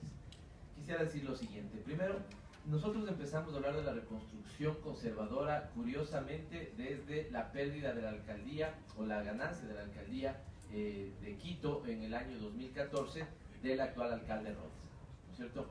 ¿Y por qué? Porque ahí se cumplían un conjunto de características que dejaban ver cómo se ha dado esa restauración conservadora. Una crítica del manejo de lo público, una crítica a la intervención pública, en ese caso el municipio, una lógica, y fíjense en que ahí hay 2 características, ¿no? Me olvidaba yo hace poco también en redes iba a poner una cosa así. A la primera persona que yo le escuché hablar del progresismo del centro, progresismo nuevo, progresismo democrático, alguna cosa así, fue al alcalde Rodas. ¿Sobre la base de qué lógica? De la lógica de que como las encuestas dicen que la gente no se posiciona ni en los lados de izquierda o la derecha, entonces suelen ocupar el medio, y suelen ocupar el medio con unas posturas de política light, ¿cierto? Ya, no, yo no soy izquierda ni soy derecha, a mí lo que me interesa son solucionar los problemas de la gente. Hacen ofrecimientos fáciles como el tema de vivir mejor, y yo creo que ustedes ahora son testigos de lo que tenemos en la capital, los que son de la capital y pueden conocerlo. Para decir que no es solamente una apreciación mía, me valgo de las últimas encuestas de los niveles de aceptación del alcalde Rodas, que son niveles del 20%. Pero más allá de lo... por eso creo que tenía toda la justicia de chumarse el primer trago. Se ha hecho una alcaldía tan mala y le dan un premio. Yo también, oliendo, me quedo con el chupo. Entonces, digo, pero ¿qué características había ahí estas que estoy señalando, ¿no es cierto? Y también un actor, un asesor político, como el caso de Durán Barba, que después termina siendo el mismo asesor político de Macri. Y tuve la suerte, digamos, para presenciar de estar poco antes de las elecciones en Argentina. Y el planteo era exactamente el mismo, no ocupar los lados ni la derecha ni la izquierda, sino del centro, una política, una propaganda multicolor, ¿cierto? Curiosamente todo esto del marketing político tiene alguna razón de ser, esa idea de tratar de contentar a todos, esa idea de decir que las intervenciones públicas son erradas y lo que fuera. Y ahí se empieza a consolidar también lo que pudimos ver después de este escenario, después de este episodio en Quito. Ya creo que estaba muy marcada esta reconstrucción conservadora con la victoria de Macri en Argentina. Esta es una primera idea que quisiera marcar. La segunda idea es, yo creo que sí hay que preguntarnos qué hace tan similares a los casos o a la operación política de las derechas en los casos como Brasil, como Argentina, como Ecuador o como Bolivia. O sea, ¿qué les hace tan similares? Y valiéndome que hay personas de sociología, estudiantes de sociología, cuando yo estudiaba y hacía justamente un análisis crítico del desarrollo y mi marco teórico era de la deconstrucción, un marco teórico Foucaultiano, yo les decía, cuidado, se casan solamente con la visión crítica de esto, porque también es muy lindo engancharse con la visión crítica y no dar alternativas. Y también cuidado, se enganchan con un sentido conspirativo, ¿no es cierto? Ya, de que claro, las cosas funcionan así porque detrás de alguien hay alguien que está operando así. Y cuando ponemos esto en el terreno de la política, en el terreno de la política vieja, esta cruzada por la Guerra Fría, siempre fue entonces, claro, el gobierno norteamericano, la CIA y lo que fuera. Entonces a mí me parece que el sentido conspirativo en las ciencias sociales, en la política y más aún en las ciencias sociales, siempre es perjudicial porque no nos deja ver, o sea, la respuesta podría ser fácil. ¿Qué pasa aquí? Ah, nada, entonces es una lógica conspirativa desde arriba. ¿Qué pasa aquí? Es que así opera la CIA en un conjunto de países. Entonces yo creo que la lógica conspirativa no debería estar presente, sino más bien la lógica analítica. Pero hoy desde la lógica analítica, viendo la similitud de los casos regionales, en cambio no tengo duda de que lo que está pasando política y económicamente en varios de nuestros países está direccionado, ¿no es cierto? Y está direccionado desde un centro hegemónico como el caso de la política norteamericana. ¿Por qué entonces es exactamente la misma puesta en escena en el caso de Brasil, en el caso de Argentina, en el caso de Ecuador, en el caso de Bolivia? Déjenme ponerles algunos ejemplos. Ahora veo que empiezan a decir en la prensa para el caso ecuatoriano y curiosamente del ministro del Trabajo que los datos no eran reales. Exactamente lo que dijo Macri cuando llegó al gobierno, ¿no es cierto?, a decir que le habían violentado las estadísticas nacionales. ¿Sí? Los casos hoy se habla mucho del tema de judicialización política, ¿ya? Y ustedes pueden tener la apreciación que quieran de lo que voy a decir, pero yo con honestidad debo decirles que creo firmemente de que hoy está presente una lógica de persecución política. La vivo en carne propia, ¿no es cierto? Ya les doy algunos datos. Nosotros que somos asambleístas y somos de una tendencia política, de un grupo político, somos 29 y sumamos ayer hicimos una nueva cuenta, sumamos cerca de 300 casos de investigación en Contraloría. La pregunta es, ¿esto es normal? Y cuando ustedes ven el caso de Argentina, cuando ustedes ven el caso de Brasil, que exactamente quienes estaban ahí tengan la misma lógica, la pregunta es, ¿esto es normal? El hecho, y yo creo que ahí hay un sentido de fondo, y el sentido es querer anular de la política a los sectores progresistas. Más allá de que haya gente que los comulgue o no comulgue, haya gente que les parezca bien o les parezca mal, ¿sí? Pero ¿por qué es tan enfático que justamente gobiernos progresistas tengan la misma acusación de la corrupción? ¿Sí? Ya, porque yo digo, en serio, digamos, salvo que las casualidades en la vida sean así, pero que Néstor Kirchner sea igual de ladrón que Cristina, igual de ladrón que Evo, igual de ladrón que Lula, igual de ladrón que Dilma, igual de ladrón que Rafael Correa, ¿no es cierto? Ya, yo digo, no sé, ya debe haber alguna distinción ha de haber, Entonces a mí me parece que sí hay una lógica de restauración conservadora a nivel global. Y creo que lo complicado de eso respecto a la política, y creo que esto está pasando muy fuerte aquí en el Ecuador, pasaba cuando yo era estudiante aquí en la misma Universidad Católica, es que en alguna medida la ventaja, el éxito que tiene la derecha cuando hace eso, es que llega a hacer que la visión sobre la política sea tan pestilente, que estoy seguro que muchos de ustedes, la primera reflexión que tienen es, ni loco sería político. Ni loco sería político. O sea, ¿qué va? Ver los políticos de ahí. Estoy seguro que algunos me verán con asco en este mismo momento. Estoy seguro que algunos verán con asco la política. ¿No es cierto ya? ¿Y por qué?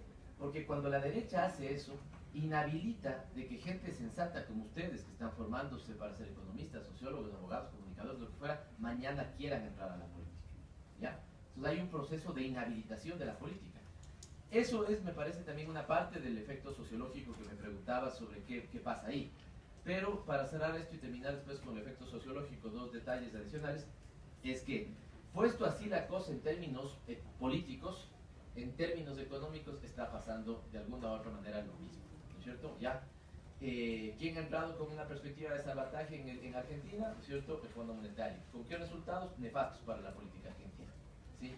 ¿Cuál ha sido la política que ha utilizado Michel Temer en Brasil? ¿No es cierto? La política neoliberal inspirada por, digamos, un agente como el Fondo Monetario Internacional con nefastos, digamos, logros nefastos para el caso ecuatoriano, para el caso brasileño. Y creo que en este momento eso puede pasar en el caso ecuatoriano.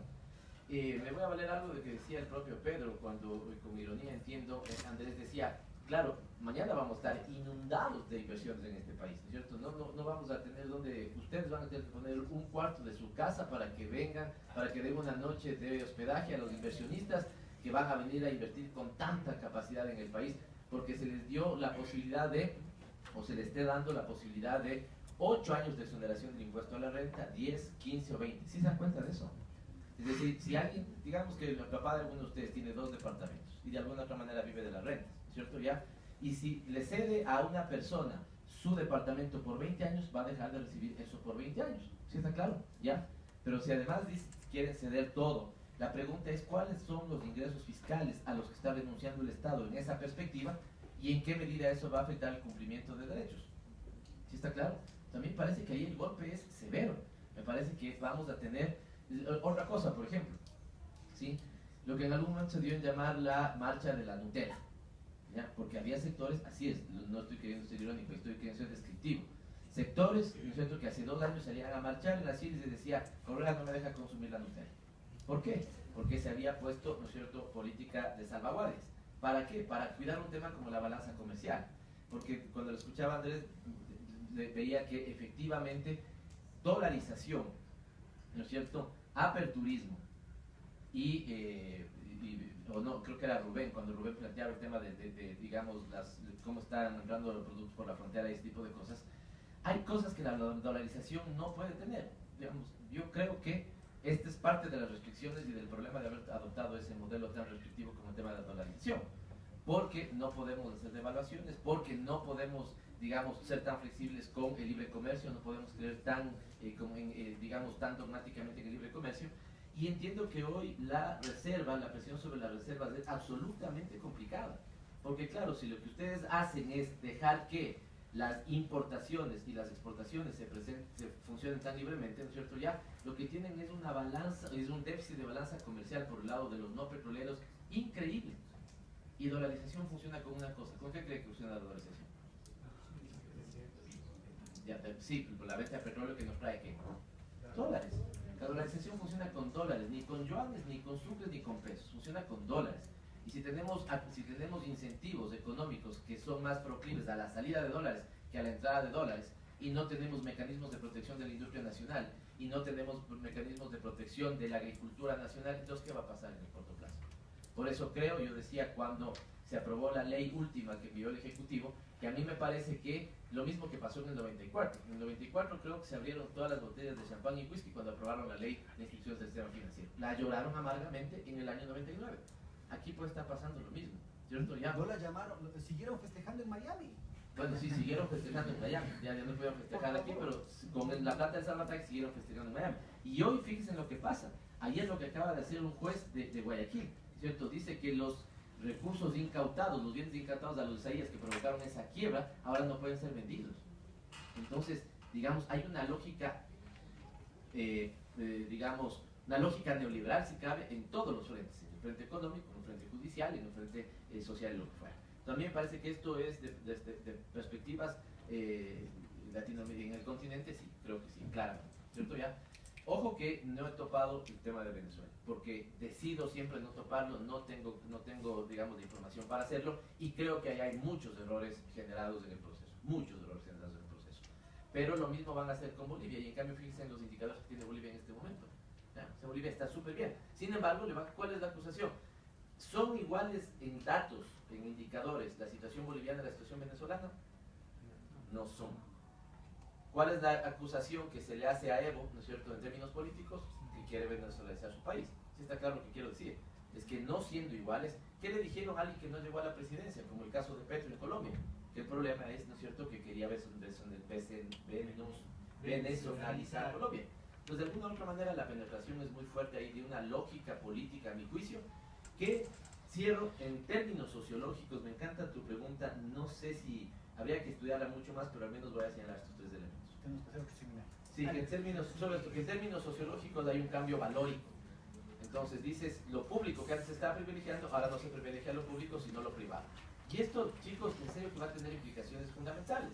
Desde el uso de la plaza pública, les pongo un ejemplo de qué pasa sobre esto, ¿ya? Cuando uno tiene una perspectiva de lo público, que es una perspectiva de lo privado, puede, digamos, darle más énfasis a hacer temas de uso de espacio público. No sé si han visto ahora último, o vieron un video de lo que está pasando en Quito con una especie de propagandas que están poniendo en las veredas y los parterres. ¿Sí? No sé si han visto, ¿ya? Impiden la posibilidad de caminar. Y esa es la lógica de lo privado, entonces valóricamente lo privado sobre lo público. Segundo elemento, los estados de ánimo. Fíjense lo que está pasando con todas las encuestas. Vuelve a pasar una cosa que pasó hace 15 años, y es que hoy le preguntan a la gente, ¿te sientes bien? ¿Crees que la situación está bien? No. ¿Crees que el futuro estará bien? No. Nos gusta o no nos gusta en términos de expectativas, y revisen los indicadores del Latinobarómetro de años anteriores, las expectativas de los ecuatorianos cambiaron a ser positivas. Hoy las expectativas de los ecuatorianos han cambiado a ser negativas. Y esto en términos de comportamiento social tiene implicaciones. Y finalmente, creo que el tema del rentismo que decía, ¿no es cierto? Solemos hablar mucho de qué hace el Estado, solemos analizar poco de cómo se comporta el sector privado. Yo motivaría a los antropólogos, sociólogos, ¿no es cierto?, fundamentalmente, que se enganchen en la relación que yo tengo con Argentina, por ejemplo. Ahí sí están estudiando mucho esto, ¿no? Cuáles son los comportamientos, la estructura valórica que tienen las derechas o los grandes capitales económicos, porque esas pistas pueden ser bien interesantes. Muchas gracias. Muy amable. Ahora vamos a dar paso a la última con el compañero economista Alexis Urrieta, y después el señor Pedro Páez, y después ya cerraríamos un intervalo de tiempo para dar después ya inicio a las mesas de trabajo. Nuevamente se les recuerda, por favor, a las personas que están presentes, registrarse justamente todas las ponencias de la mañana y las ponencias de cada mesa de trabajo en la tarde. Se les va a enviar el día de hoy o el día de mañana a su correo electrónico. Y justamente si es que existe alguna contribución literaria de su parte para justamente la construcción de las memorias de este encuentro, sería muy importante que nos la hagan llegar.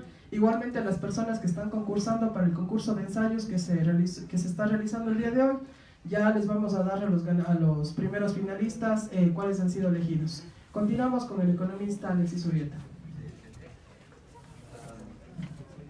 Bueno, muchísimas gracias. Voy a tratar de ser breve. Hay 5 preguntas, la última divida en 2, son 6 preguntas. La cuestión del blockchain, sí, hay 2 cosas a decir. Una, que los que se pueden aprovechar de los desarrollos tecnológicos digitales de cadenas de blockchain son los que tienen ya acumulado una base, digamos, tecnológica muy avanzada y una red ya de mercado y una red de participación en las economías locales y en las economías internacionales, una red ya muy avanzada. Es decir, se crea también una diferenciación muy grande entre los que tienen acceso a las redes y los que no lo tienen. El segundo tema es que blockchain se ha propuesto como un mecanismo de defensa, digamos, de la seguridad digital. Como si bien se sabe, uno de los problemas que ha generado el desarrollo del Internet en los últimos años ha sido precisamente que el Internet se desarrolló como un mecanismo absolutamente seguro. No nos olvidemos que el Internet se desarrolló como un mecanismo del sistema militar norteamericano para que sea completamente seguro en Server Slave, que es precisamente la policía militar y la seguridad militar norteamericana, y no en servidores públicos. Entonces, el problema del Internet es que se desarrolló como un mecanismo para ser solamente centrado en bases reales, en bases de datos reales, en servidores reales de la seguridad político-militar norteamericana. Luego se abrió al público, no habiendo considerado de ninguna manera que el problema de la seguridad no se daba entonces porque esos servers eran servers únicos. Ahora toda la información circula a través del Internet. Entonces el problema de la seguridad intrínsecamente no se puede resolver, a no ser que se replantee todo lo que es la cuestión del acceso. Entonces el blockchain se plantea como un mecanismo para incrementar la seguridad, pero a la vez que se incrementa la seguridad, entonces ese mismo mecanismo impide el escrutinio, digamos, es un mecanismo antitransparente por definición, entonces permite más mecanismos de concentración que no se pueden ni siquiera analizar porque están seguros detrás del blockchain. Es parecido. De la cuestión del... A mí me interesó mucho la pregunta, aunque la compañera no me la haya hecho a mí, la pregunta de qué es lo que piensa el Banco Mundial sobre la pobreza. Y yo creo que aparte de lo que dice el colega, con el que estoy completamente de acuerdo, hay un tema que es muy importante y que tenemos que estar muy alertas. Y es que el Banco Mundial en los últimos años ha venido enfatizando el tema de la desigualdad de oportunidades. Entonces, atacando el tema de la desigualdad de oportunidades, quiere resolver el problema de la pobreza. Es decir, el trasfondo del asunto es que si damos igualdades a todos, entonces ya el sistema capitalista y competitivo funciona de manera que todos pueden superar la pobreza de acuerdo a sus propios estímulos, sus propios esfuerzos, etc. Eso es mentira, porque sabemos que el sistema capitalismo funciona precisamente en base al capital, ¿no? Es cierto que el conocimiento es una forma de capital, y es cierto que en principio todos estaríamos de acuerdo que todos tengan acceso a la educación, que todos tengan acceso a la medicina, no hay ningún problema con ello. Pero la trampa ideológica del Banco Mundial es que entonces lo que se intenta en el fondo es crear un crecimiento masivo de la oferta laboral en un mercado en el que la demanda laboral, es decir, los empresarios que requieren de trabajadores, está muy concentrada. Si al final de los finales, ese énfasis en la desigualdad de oportunidades es realmente un énfasis de lo que nosotros llamamos del lado de la oferta, en el que lo que se intenta es generar un ejército de reserva enorme a través del mundo para bajar precisamente las compensaciones salariales. Y esto es muy delicado, porque por un lado tenemos que reconocer la necesidad de que todos tengan acceso a educación, que todos tengan acceso a salud, pero a la vez tenemos que generar también lo que es el mecanismo clave para resolver el problema de la pobreza, que es generar empleo. Entonces, a no ser que estemos dispuestos a generar empleo, todo lo demás son mentiras que van a generar más beneficios al capital y van a generar más pobreza. Entonces, es cierto, la pobreza es muy generalizada. El colega tuvo un gráfico muy interesante en el que mostraba que del crecimiento de los ingresos relativos de las capas más altas, los que iban a decrecer es la proporción entre el 50 y el 90%, que más que clase media es clase media alta. También va a bajar el ingreso porcentual del 40% superior al primer 10%, es decir, del 10% al 50%. Entonces, claro, no pensemos que vamos a poder resolver los problemas de pobreza distribuyendo todo hacia arriba a costa de la clase media. Esto es importante y para resolver ese tema, lo único que realmente nos salva de la pobreza es la creación de empleo. Y eso es una responsabilidad de todos, sobre todo del gobierno. Bueno, yo me paso entonces a la cuestión digamos, de pobreza, no solamente en los países en vías de desarrollo, sino en países desarrollados. De alguna manera está también contenido en la última de las preguntas. El tema es, esto es algo que se ha tratado de manera muy detallada en un libro reciente de Yilmaz Agius, que fue director de nuestra edición en la UNCTAD hace algunos años y fue hasta hace poco y creo que sigue siendo jefe principal economista jefe principal del Centro Sur de Ginebra. Y él, después de haber estudiado algo así como 40 años problemas de desarrollo, problemas de pobreza, tiene un estudio muy extenso en el que llega a decir el problema de la desigualdad ya no es un problema entre países, sino que es un problema de clases.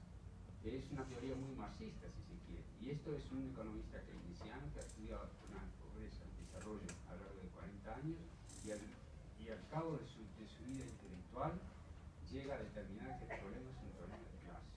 Entonces es cierto, la pobreza afecta a los pobres, a las clases medias, a las clases bajas en los países desarrollados, como también en los países en vías de desarrollo. Ahora es cierto, la pobreza en los países en vías de desarrollo es una pobreza peor. Entonces, la responsabilidad de afrontarla es una responsabilidad mayor.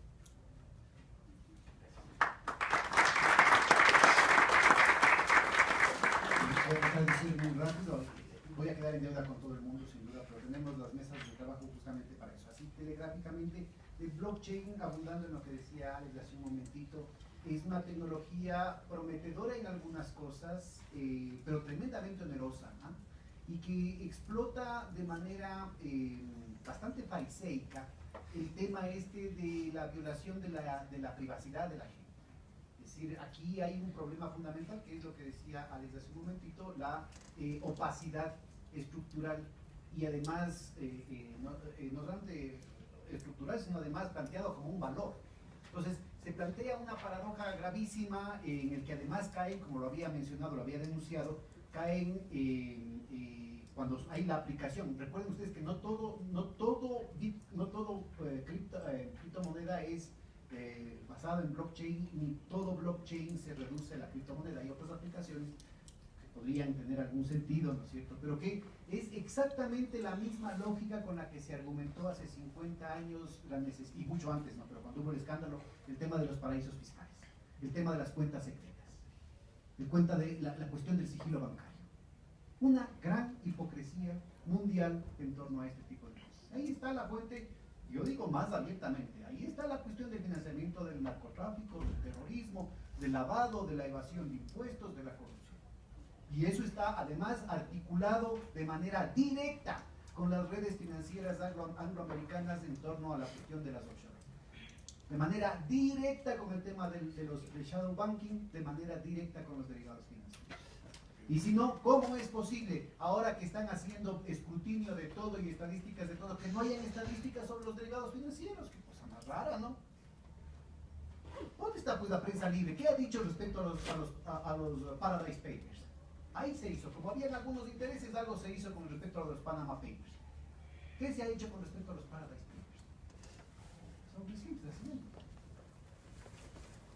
Pues ahí hay un tema muy complejo y además con cosas tan elementales como esta. ¿Sí? Si es que es una relación de intercambio de equivalentes, es una moneda, ¿cómo es posible que una cuestión que empieza con una paridad como el dólar de 1 a 1 llega a 22.000 y después se cae a 850?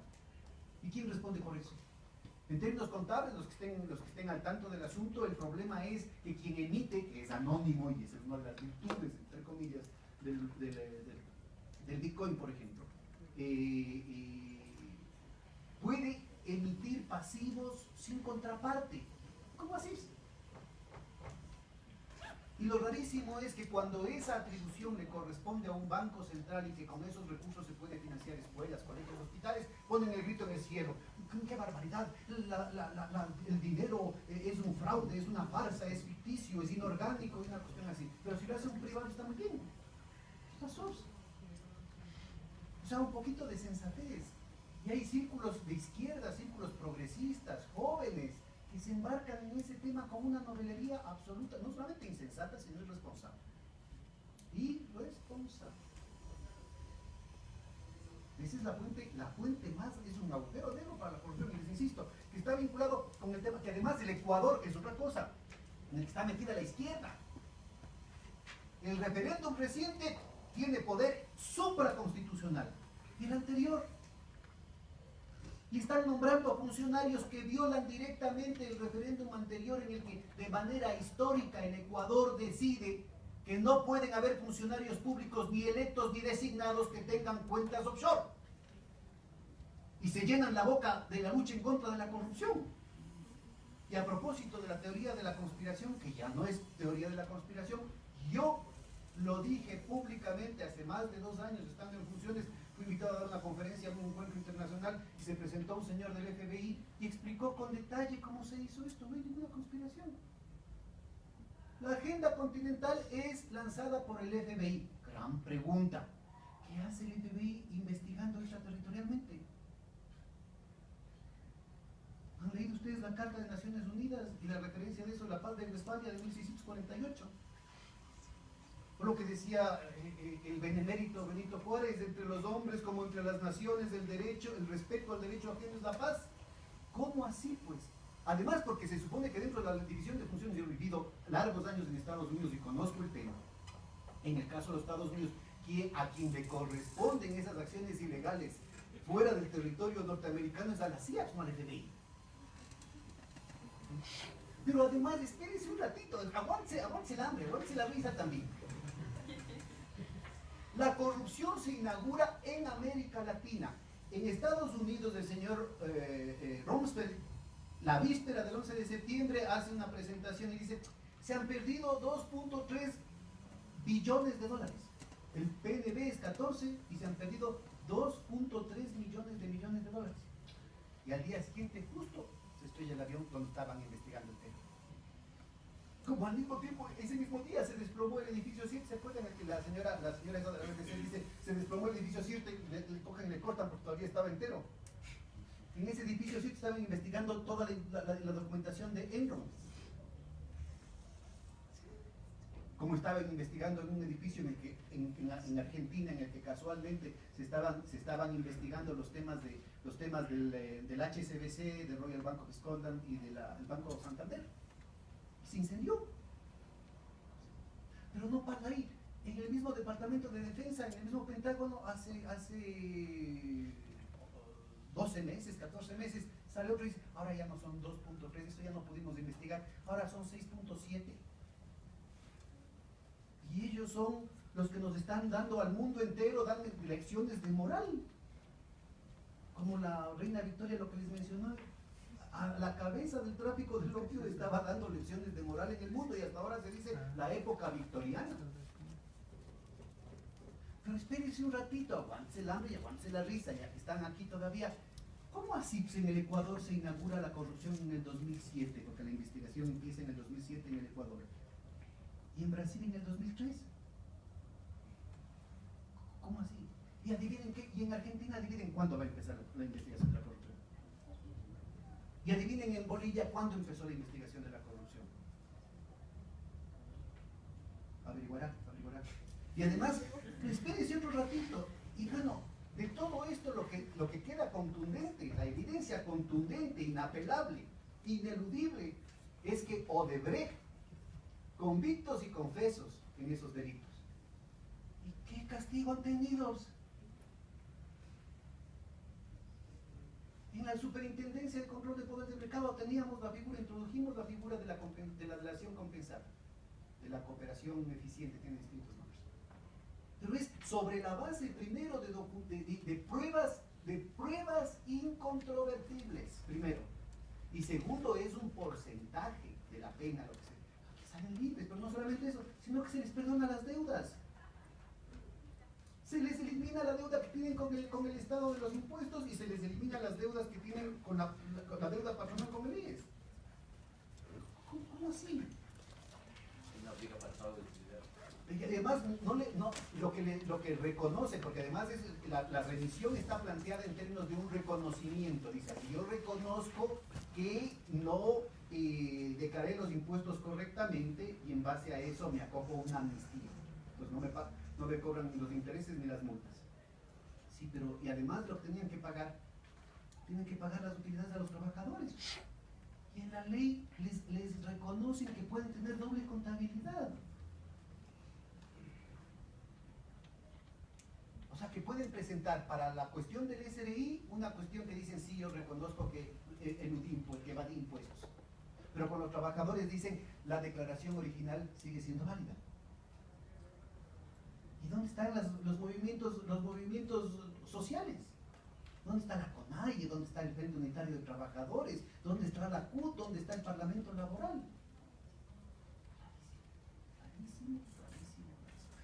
Rapidito, Monsanto y Bayer, Dios los cría y ellos se juntan. El uno con experimentos sobre seres humanos durante todo el periodo nazi, absolutamente documentado, y el otro, el protagonista de la gente naranja en la brutalidad de los gringos en Vietnam. Y ahora van a limpiar su nombre fusionándose. Y ellos juran y rejuran que todos los estudios que han salido, los estudios científicos que han salido, mostrando los efectos cancerígenos sobre esta cuestión, son mentiras. Y pobre del journal científico que publique algo así, ¿no? Inmediatamente vienen las presiones. Aquí en el Ecuador, rarísimo, porque es una cuestión, nosotros planteamos el asunto de que se pongan la etiqueta el asunto de los transgénicos. ¿Dónde estuvieron los movimientos sociales? Rarísimo. ¿Se está cumpliendo ahora eso? Eso está en la Constitución, en la Ley Orgánica en el Código de Salud, en la Ley Orgánica de Soberanía Agroalimentaria, en la Ley Orgánica de Defensa del Consumidor, en la Ley Orgánica de Regulación y Control del Poder de Mercado, en la Ley Orgánica de la Función de Transparencia y Control Social. ¿Se está cumpliendo eso? Vayan a ver. Se quieren bajar el semáforo, pero además como prerequisitos de las negociaciones internacionales están haciendo que todo el tema de etiquetado desaparezca. Cuando el mandato europeo es absolutamente contundente, no pueden exigir a los países que negocian cosas que no pueden cumplir ellos mismos. Ellos, ¿no es cierto?, obligan a que nosotros eliminemos los datos, las etiquetas respecto a los medicamentos genéricos, a la cuestión de los transgénicos, pero no es parte de la negociación, es una prueba de amor. Unilateralmente el Ecuador se le ocurrió. Yo les ruego, ¿no? Entonces, todas estas cuestiones se van a empeorar de manera muy drástica en este proceso. Entonces, cuando se habla de la productividad, y con eso acabo, cuando se habla de la productividad tenemos que ver, cuando se habla del Banco Mundial y de la reducción de la pobreza, cuando se habla de la productividad, lo que hay que ponerse a ver es más allá de las buenas intenciones. Recuerden que de buenas intenciones está pavimentado el camino al infierno. Estamos en la Pontificia Universidad Católica del Ecuador. Pues vamos a ver estructuralmente, hablemos en serio, ¿de qué estamos hablando? ¿Cuáles son las condiciones objetivas para eso? Cuando ustedes ven, ¿no es cierto?, las presiones vienen por el lado de la rentabilidad. ¿Y qué es lo que va a haber? Nuevamente un nuevo ciclo de la deuda. ¿Para qué? La presión de la deuda, como intenté mostrar en mi exposición, ¿no es cierto?, genera todo un círculo vicioso, desencadena una serie de procesos que lo que hacen es devaluar, desfalcar de manera sistemática la naturaleza y la fuerza de trabajo. ¿De qué combate a la pobreza están hablando? ¿De qué desarrollo de la productividad? Usted puede mejorar en términos de productividad física todo lo que quiera. Si va al mercado y está obligado a vender más barato para conseguir desesperadamente divisas, como sucedió en el Ecuador, es obvio, ¿no es cierto?, que va a necesitar no solamente los 32 quintales de café, sino muchos más para comprar una misma Victorix, compañeros. ¿Sí está claro el punto? Entonces, el desarrollo desigual, el intercambio desigual, el deterioro de los términos de intercambio, todo eso se van a exacerbar. Todos los elementos de fraude, todos los elementos de fuga de capitales, de evasión de impuestos, de la carrera regalona hacia el fondo con la inversión extranjera, con la deuda externa, todo eso se va a exacerbar, porque estructuralmente queda así. Si es que Perú está devaluando y Ecuador no puede devaluar, ¿qué toca? Ponerse más regalones con los impuestos. Si es que Perú está bajando los impuestos, a Ecuador, ¿qué le toca? Bajar más los impuestos. Si es que Colombia está dando todo tipo de condiciones de regalonas en lo que tiene que ver con los derechos sociales, ¿qué le toca al Ecuador? También se reducimos a las 48 horas, que es lo que se está haciendo. Gracias. Listo, muchas gracias. A continuación vamos a dar las distinciones a los compañeros que nos han ayudado con el tema de capacitaciones. Justamente, por favor, si nos acompaña la compañera Jael Rendón, ¿sí? Da paso justamente a otorgar